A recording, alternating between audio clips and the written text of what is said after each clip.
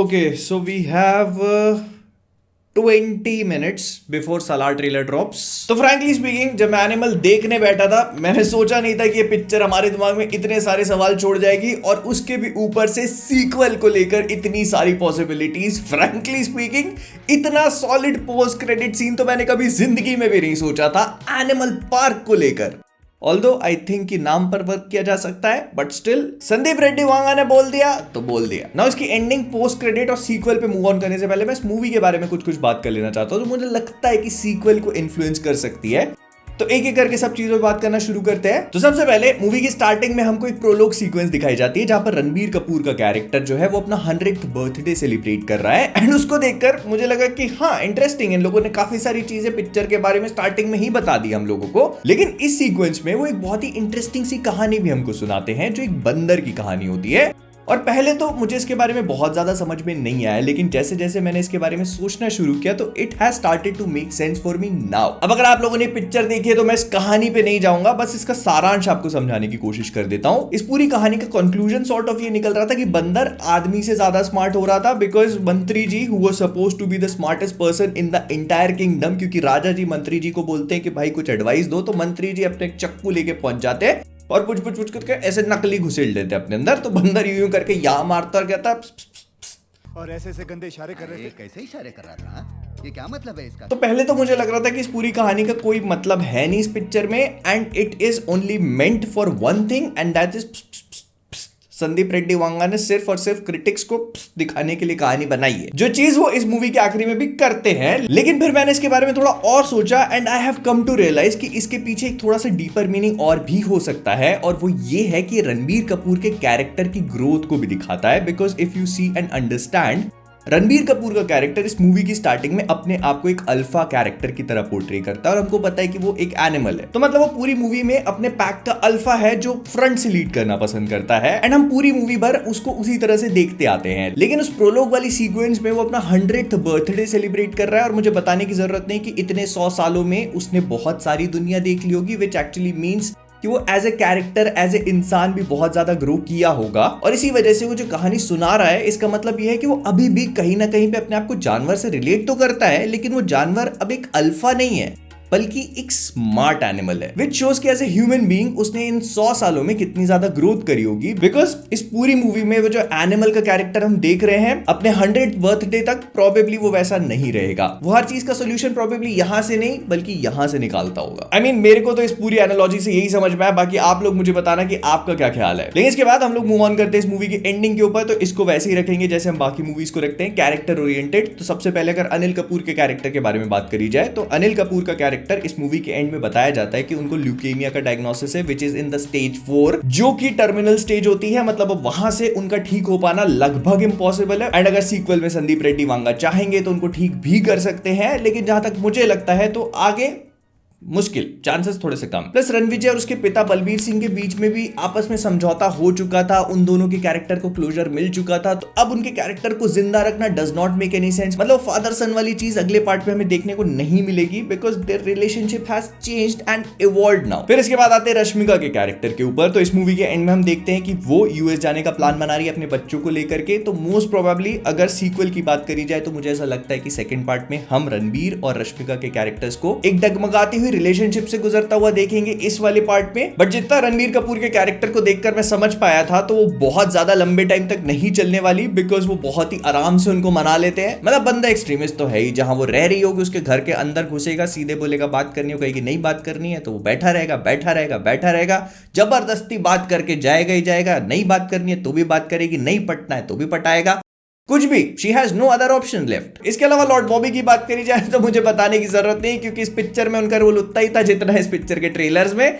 तो नहीं आएंगे। लेकिन इसके बाद हम मूव ऑन करते हैं इसके सबसे इंटरेस्टिंग पार्ट पे, और उसके लिए मेरे को आपको इनका फैमिली ट्री एक्सप्लेन करने की जरूरत है कि आखिरकार सब कुछ हुआ तो हुआ कैसे। तो देखो बात है स्वास्तिक स्टील के इस्टेब्लिशमेंट की। तो स्वास्तिक स्टील को इस्टेब्लिश किया था अनिल कपूर, मतलब बलबीर सिंह के पिताजी और उनके एक और भाई ने मिलकर। अब बलबीर सिंह के पिताजी जो थे वो तो काफी ऑनेस्ट और डेडिकेटेड थे अपने काम को लेकर, लेकिन उनका एक भाई जो था वो लस्सन था एक नंबर का। तो इसी वजह से बलबीर सिंह के जो पिताजी थे उन्होंने अपने लस्सन भाई को उठाया और फेंक दिया। अबे लसन भाई जो था ये विदेश गया, विदेश जाने के बाद इसका जो बड़ा बेटा हुआ वो एक बार फिर से वापस इंडिया आया। इसने आकर के स्वास्तिक स्टील पे अपना बर्थ राइट मांगने की कोशिश करी, लेकिन इसको घंटा कोई बर्थ राइट नहीं मिला क्योंकि उसने तो कुछ किया ही नहीं ना। तो इस बार बलबीर सिंह ने इसको उठा करके वापस विदेश भेज दिया। तो ये एक बार फिर से विदेश गए, इस्लाम को अपना लिया, वहां पर कई सारी शादियां करी, कई सारे बच्चे पैदा करे। उसमें से जो सबसे बड़ा बेटा था वो बॉबी देओल निकले, उनका नाम था अबरार। अब अबरार की जिंदगी का एक ही मकसद था कि अपने चाचा जो है बलबीर सिंह उनको मार देना,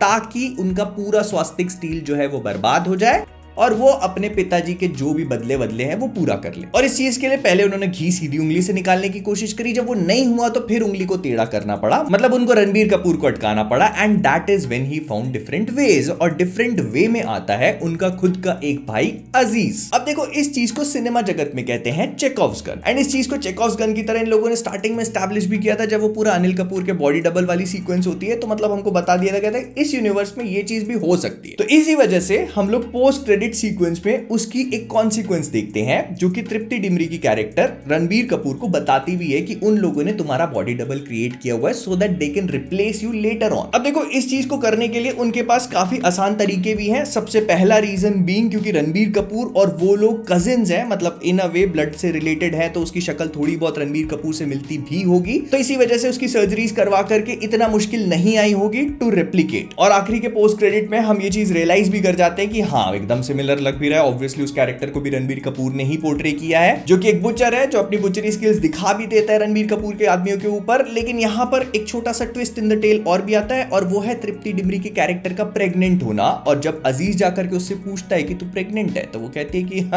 हाँ, तो कहता है कि अब ये तो आगे जाकर ही पता चलेगा कि बच्चा उसका है या मेरा। अगर वो बच्चा मेरी शक्ल से मैच नहीं खाता है इसका मतलब मेरा है, तो इट इज क्वाइट ऑब्वियस कि उसकी शक्ल रणबीर कपूर जैसी थी नहीं, बनाई गई। Then he goes on to saying कि वो अपने भाई की भाभी से शादी कर लेगा और फिर उसके बाद उसके बच्चों को भी टेक केयर करेगा और फिर जाकर के वो जो भी करता है। लेकिन यहाँ पर अब हम लोग सीक्वल पे बात करना शुरू करते हैं कि आखिरकार हमको एनिमल पार्क में क्या देखने को मिलेगा। तो सबसे पहले ये चीज तो बहुत ही ऑब्वियसली समझ में आ रही कि ये जो बंदा है अजीज, ये रणविजय जितना ही साइको क्रेजी है और मे बी मोर, प्लस इसको अपने भाई की मौत का बदला भी लेना है, तो ये बहुत ही बुरी तरह से ड्रिवन है ब्रो। तो जहां तक मुझे लगता है तो इस मूवी के सीक्वल मतलब एनिमल पार्क में बहुत ही क्लेवरली इस कैरेक्टर को यूज कर सकते हैं। मे बी ऐसा हो सकता है कि थोड़ी मूवी के बाद मतलब जो मेन रणबीर कपूर था विजय का कैरेक्टर, उसको उठवा ले और उसको इससे स्वैप कर दे, and then he goes on to play mind games with the entire Ranbir Kapoor family.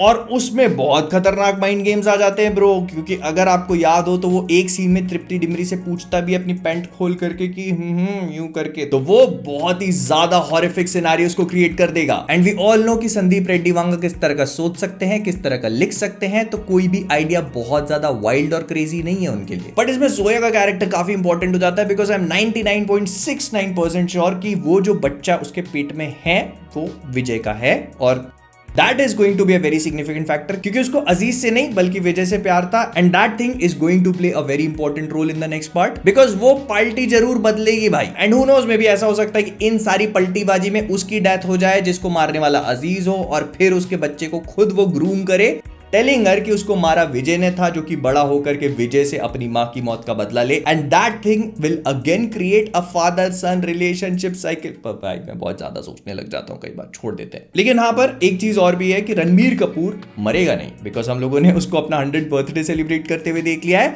और इसमें बहुत सारे लोगों का ये भी बोलना पड़ रहा था कि क्या ये वो वाला रणबीर कपूर है या फिर अजीज है, क्योंकि ऐसा भी तो हो सकता है कि इन लोगों ने उसको स्वैप कर दिया। तो मुझे नहीं लगता, आई थिंक ये वो विजय वाला ही रणबीर कपूर है, क्योंकि इसको देख के समझ में आ रहा है कि ये हमारा एनिमल है, वो वाला नहीं। एंड लेट्स बी ऑनेस्ट, आप किसी विलन को 100 साल तक जिंदा रख के हीरो को पहले नहीं मार दोगे, unless you are Sandeep Reddy Vanga. खैर छोड़ देते हैं, इस वीडियो को इतना ही रखते हैं। मेरे ख्याल से जितना भी मेरे दिमाग में था वो सब चीजें मैंने आपके सामने रख दी है। अब आपका काम है मुझे आपके दिमाग में जितना भी है वो आप कमेंट सेक्शन में बताओ। तो विद दैट बीइंग सेड हम लोग इस वीडियो को यहीं पे रैप अप करेंगे। 4 घंटे का नहीं बना, तो वीडियो पसंद आया तो लाइक कर देना, शेयर कर देना, सब नहीं बोलता, नहीं बोलूंगा।